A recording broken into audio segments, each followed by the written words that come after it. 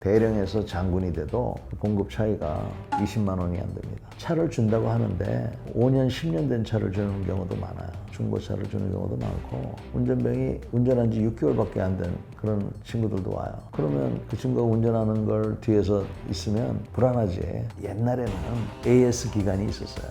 그것도 아주 높은 사람들만. 요새는 제대하고 나면 그 다음날 다 없어져요.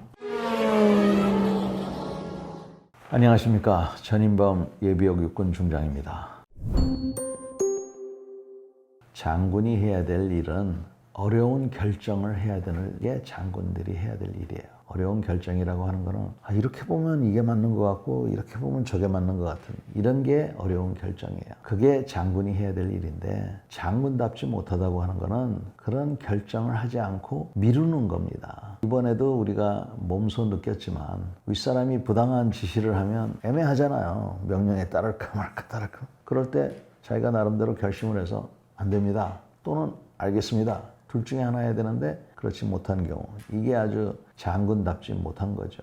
그래서 전쟁이 됐든 평시가 됐든 많은 이슈들이 있습니다. 특히 이제 지휘관을 하다 보면 부하들을 많이 데리고 있거든요. A라는 사람이 B라는 사람을 때렸다. 그러면 A는 감옥 가야 되고 B는 병원을 가야 되죠. 그런데 자초지종을 보면 B가 계속 A를 갖다가 놀려댔다. 그래서 A가 나름대로 참다가 그날 어쩌다 화를 냈는데 그게 이렇게 됐다. 애매하잖아요. 법에는 분명히 감옥 가야 되고 이건 병원 가야 되는데 그럴 때 어떻게 해야 되느냐. 그때 결심을 해줘야 되거든요. 근데 이 결심을 안 하고 예를 들면 내가 이거를 갖다가 남들 보기에 일벌백계 안 하면 안 되지. 그래가지고 감옥에 보내고 병원에 보냈다. 이게 정의가 살아난 건가요? 저 같은 경우에는 이런 일들이 있을 때 제가 항상 그런 생각을 했어요. 이 A가 내 아들이라 그러면 딸이라 그러면 내가 이런 판단을 할까? 그러면 제 아들이나 제 딸한테 똑같이 너는 감옥 가. 비록 내 자식이지만. 그러면 제가 감옥을 보냈어요. 그런 기준을 분명히 세우는 게 중요하고 우리나라의 장군들이 지금 욕을 많이 먹고 있어요.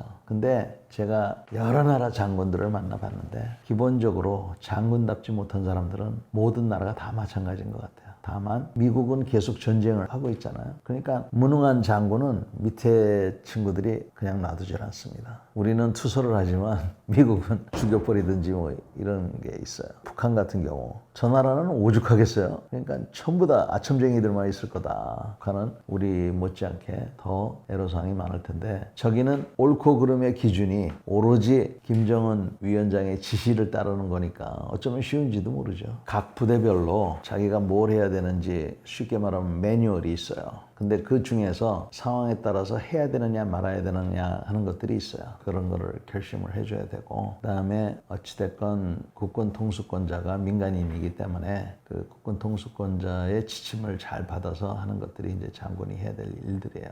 근데 평상시에 이런 준비를 잘 하고 있어야지 자기 진급하고 뭐 이러는 거예요. 그런 생각이나 하고 있거나 뭐 주식이나 관심이 있거나 이러면 골프에 관심 있고 안 됩니다 그거. 우선 저는 한국 영화를 잘 안 봐요. 사실감이 떨어지기 때문에. 근데 내가 유일하게 노량이라는 영화를 보면서 거기에 이순신 장군을 묘사하는 걸 보면 장군, 지휘관이 아주 긴박한 12척의 배로 300척을 이기는 이거는 계산이 안 되는 거거든요. 그거를 어떻게 하느냐. 노량이라는 영화에 그게 들어가 있어요. 살짝 얘기하면 보스는, 리더는 가장 위험한데 거기에 가 있어야 돼요. 근데 대부분은 그렇게 안 해요. 대부분은 어디에 가 있냐면 전체를 볼 수 있는 데가 있어요. 그거는 적하고 아군하고 삐까삐까 할 때는 그렇게 하면 돼요. 그런데 노래항에서 나오는 것처럼 나는 12척밖에 없고 적은 300척 있다. 그런 상황이라 그러면 이건 지는 거거든요. 이거는. 그런데 이순신 장군은 이겼잖아. 이게 바로 리더십의 최고예요. 그 다음에 뭐 여러 영화들 90%는 제가 보다가 그냥 꺼버리는 경우가 대부분인데 우리나라 영화 중에 일본하고 우리 한국이 독도 문제를 가지고 전쟁하러 가는 장면이 있어요. 그랬더니 미군이 내가 작전 통제권을 갖고 있는데 왜 내 허락 없이 갔느냐고 소리 지르는 장면이 있어요. 그럼 말도 안 되는 장면이에요. 그 영화 어디에도 우리나라 대통령이 전쟁이라고 선포를 안 했기 때문에 미군이 전시작전 통제권을 가질 수가 없거든요. 근데 어떻게 자기가 소리를 질러? 우리 국민들이 그 영화를 보고 잘못 인식을 하고 있기 때문에 한국군이 미군 허락 받고 이리 가고 저리 가고 하는 줄 알아요. 절대로 안 그렇습니다. 지금 당장 이 시간에 한국군 부대가 A에서 B 지점으로 갈 때 미군한테 허락은 맡아요. 우리가 예의상 통보는 해줄지 모르지. 그렇지만 의무에서 하는 건 아니에요. 우리는 미국의 노예가 아닙니다. 전투가 벌어지기 전에 준비를 잘 해놔야 돼요. 이기기 위해서 예를 들어서 100이 필요하다 그러면 전투가 벌어지기 전에 6 내지 7은 이겨놓고 해야 돼요. 그거는 훈련을 잘 시켜야 되고 보급품을 많이 확보를 해야 돼요. 그리고 실제로 싸울 때는 요 3 갖고 싸우는 거예요. 그래서 그렇게 싸워야 되는데 대부분은 이런 준비를 안 해놓고 가니까 족족이 지는 거죠.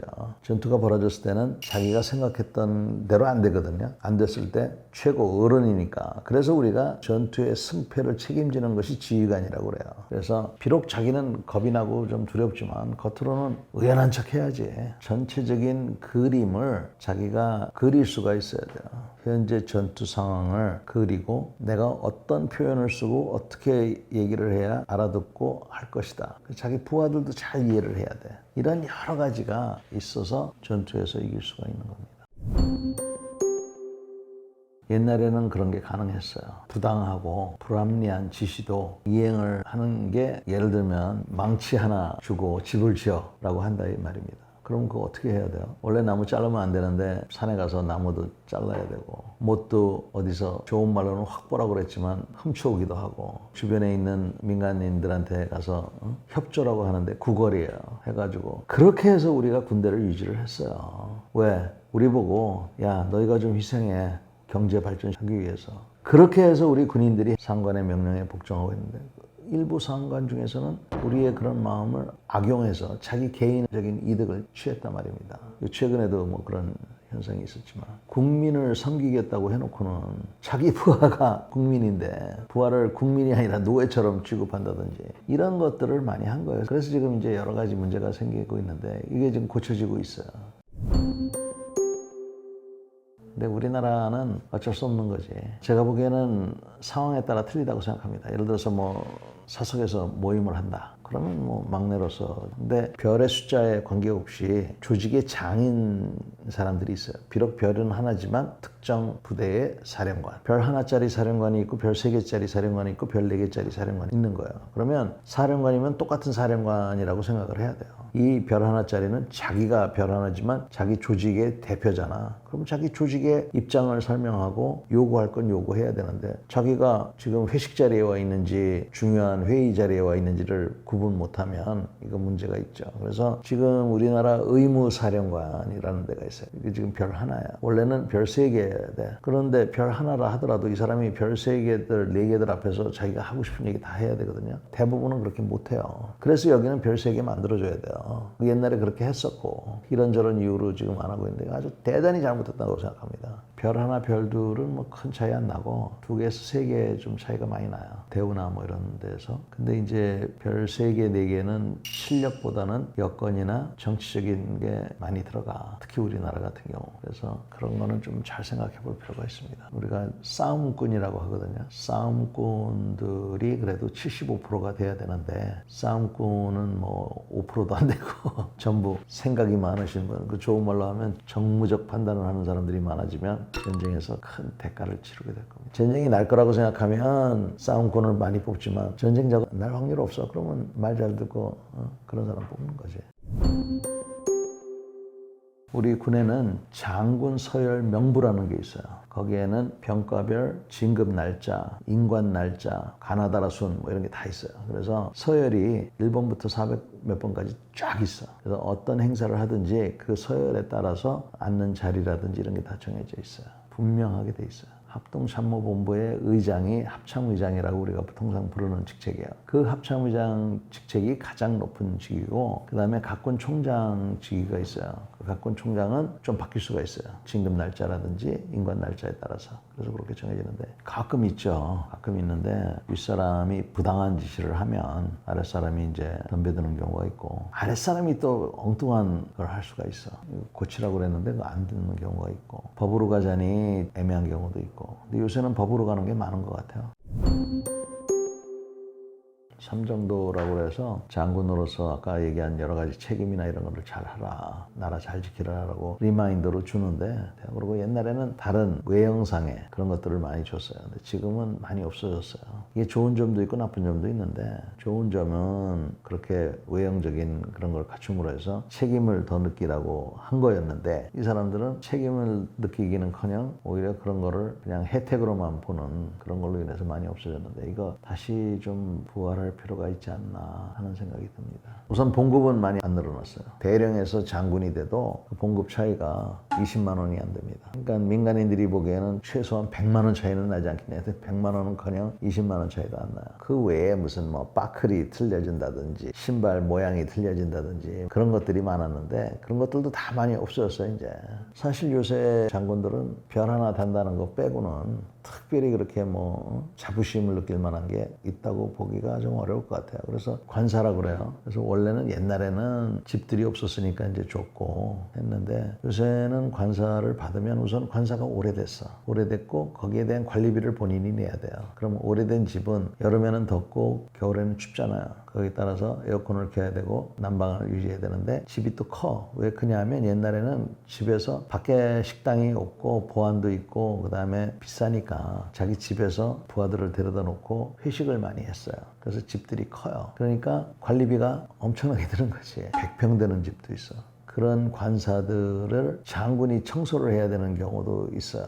그래서 많은 장군들은 나 차라리 아파트에 들어가겠다 이러는 사람들도 있고요. 현실하고 지금 옛날하고 차이가 많이 나졌어요. 차 같은 경우도 차를 준다고 하는데 5년, 10년 된 차를 주는 경우도 많아요. 중고차를 주는 경우도 많고 그 다음에 운전병, 요새는 운전병 잘 안 줘. 근데 그 당시에도 운전병을 받으면 운전병이 운전한 지 6개월밖에 안 된 그런 친구들도 와요. 그러면 그 친구가 운전하는 걸 뒤에서 있으면 불안하지. 그런 것들이 현실이에요. 근데 지금 이제 없애가지고 잘 됐다고 생각하는 장군들도 많습니다. 근데 그 대신에 돈이 이제 세이브가 되면 그 돈을 이 사람한테 줘야죠. 근데 그런 거는 팔로우업이 안 된 거예요. 그러니까 장군 됐다고 그래서 너도 나도 한턱 내라 그래요. 그냥 월급 20만 원 늘었는데 옛날에는 AS 기간이 있었어요. 그것도 아주 높은 사람들만. 근데 요새는 제대하고 나면 그 다음날 다 없어져요. 우리나라는 사실은 육해 공군만 있어요. 그리고 해군 밑에 해병대가 들어가 있고 육군 밑에 특수전사령부가 들어가 있어요. 이거 지금 육해 공군 해병대로 만들겠다 이런 얘기를 하고 있는 거거든요. 여기에 추가해서 육해 공군 해병대 특수군 이렇게 해야 된다는 게 제 생각이에요. 또는 육군 안에도 병과가 20몇 개가 있어요. 특수병과라는 건 없어. 그래서 특수군을 만들든가 특전병과를 만들어야 된다고 제가 얘기하는데 그 이유는 이제 현대전은 특별히 훈련된 군인들이 필요해요. 그래서 그 사람들을 그러니까 훈련시키고 유지하고 할 수 있는 그런 전문성이 필요하기 때문에 이제 이런 특수군 또는 특수병과가 있어야 된다고 생각하고 있고요. 그렇게 해야만이 이 사람들이 안정적으로 그들만의 리그를 통해서 실력을 키울 수가 있고 또 외국하고도 비교가 될 수가 있어요. 지금은 뒤죽박죽이 돼서 전문성을 유지하는데 힘들고 또 장비 확보하는 데도 중요한 장애물이 되고 있어요.